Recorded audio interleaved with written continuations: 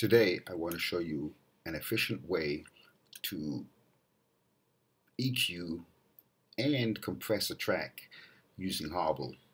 Okay, we're going to be concentrating on the peaks as opposed to the average, because the average is where the producer's intent lies. So the peak is where we want to attenuate those frequencies to make sure that you don't have any sudden spikes that may possibly blow speakers. So let's open up a track here and let it load, analyze the spectrum and load the sides, the mids, and the stereo. Alright, we have it. Now, look how easy you can identify peaks in HarBal. We automatically see peaks here, here, and here. Okay, and there's a bit of a trough right here too. We're not going to worry about this right now, simply because this is where the producer's intent lies. Okay, this is the average, and this is the peak. Watch this, folks. I'm going to right click. Well, first, just listen to it.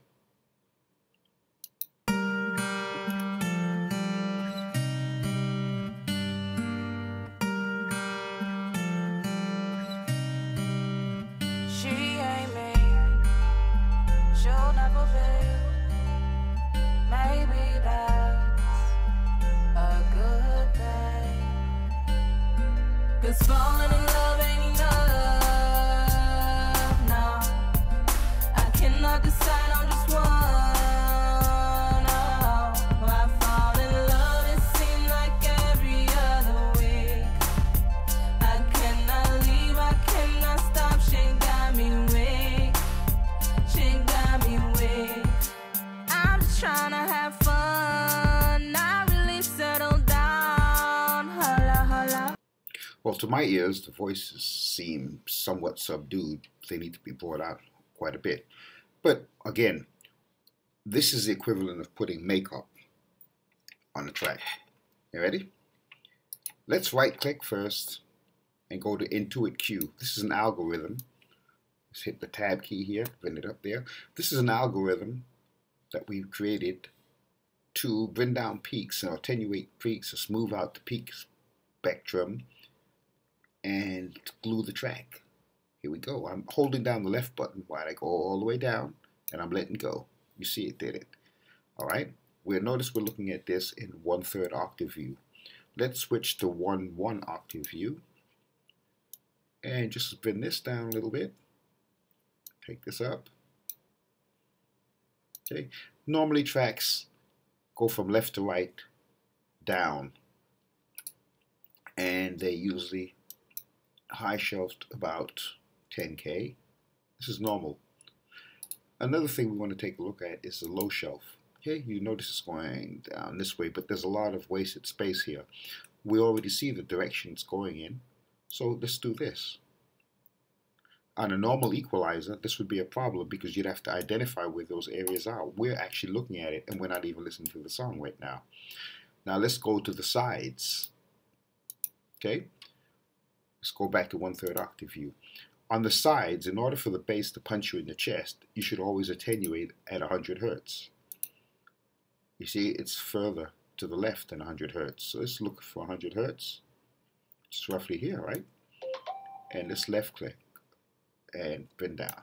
Okay? All right. Let's listen to the song before we apply any type of compression.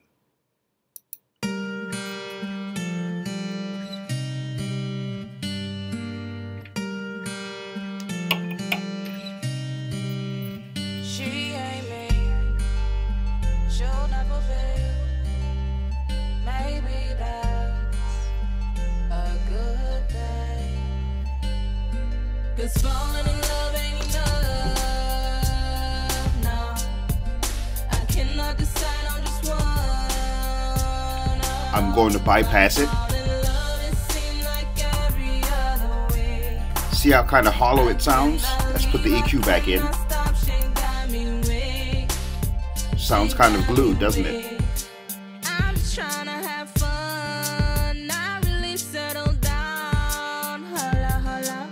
You just my type, I just want you up.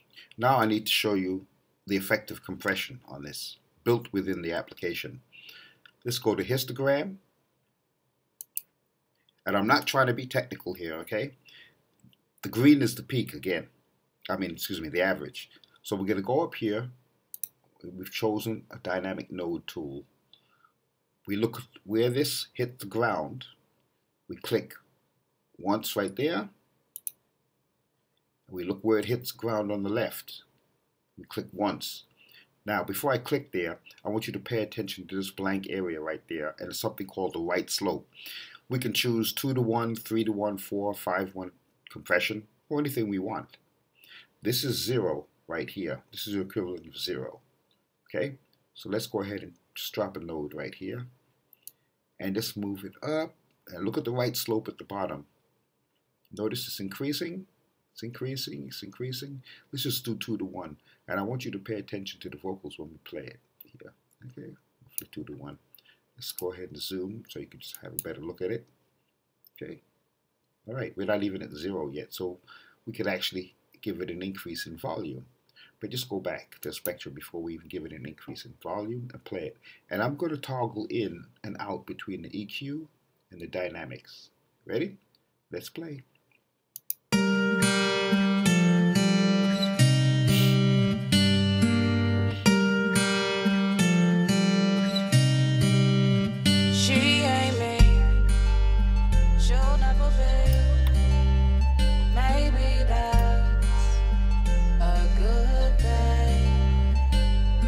Cause falling in love ain't enough, no. I cannot decide on just one, no. I fall in love, it seems like every other week. Toggled. I cannot leave, I cannot stop, she got me weak. Sounds terrible that way. She got me weak. Okay, let's spin it back. I'm just trying to have fun, not really settle down. Notice the highs are more pronounced. I just want you around to call me baby and make me breakfast in the morning. Roll over you snoring, wake you up because I feel horny. My ex fucked me up. My first love got me stuck. Now let's give it some air. And I feel like I'm running in circles trying to get right back to. We're going to give it some air. No more than 20. We always tell folks, don't put more than 20 here. Okay. Now, we can increase the volume here, but take a look at the process here. This is almost similar to RMS values. Let's take it up to about 12. It's safe because there's a meter down here that will tell us if we're peaking. So let's just take that up to 12. We've already applied compression and EQ. Right? This is 12. All right, let's start it again. Now, there may be some compression issues right here that should have been addressed in the actual mix, but that's okay. Let's just take a listen.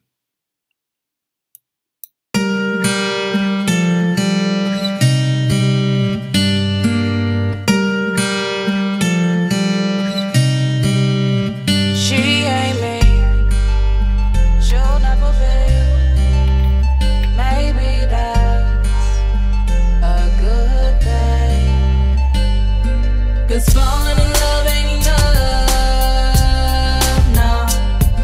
I cannot decide on just one, no. I fall in love, it seems like every other week. I cannot leave, I cannot stop, she got me weak. She got me weak. I'm just trying to have fun, not really settle down. Just my time, I just want you around to call me baby and make me breakfast in the morning. Roll over you snoring, wake you up because I feel horny. My ex fucked me up. My first love got me stuck, and I feel like I'm running in circles. You see how fast we did that? We could actually have done that without even listening to the track. All right. So here's what you do. When you're finished, you go ahead and click on record. And sometimes it appends it with an EQ extension. Sometimes if you're using Windows. I could have chosen a name right here. You know, test. Save. And let me tell you what goes on. When Har-Bal finishes a track, it has some what they call orphan files in the same file folder that you're no longer needed. So you could just go ahead and click File, Close. It's not necessary to save the filter unless you're doing a number of songs where you can apply the same filter to. So no. File, Manage.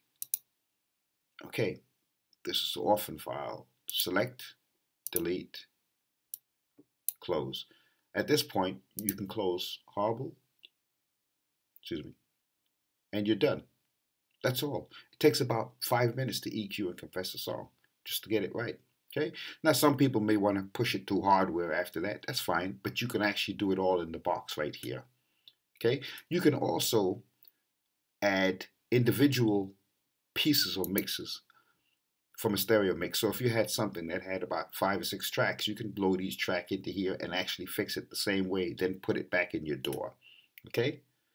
All right, folks, take care. I didn't go totally in depth with this right here because there's a lot more it can do, but this is just to show you that you can see and identify and bring down those areas that are going to be a problem in EQ immediately instead of guessing. Take care, folks.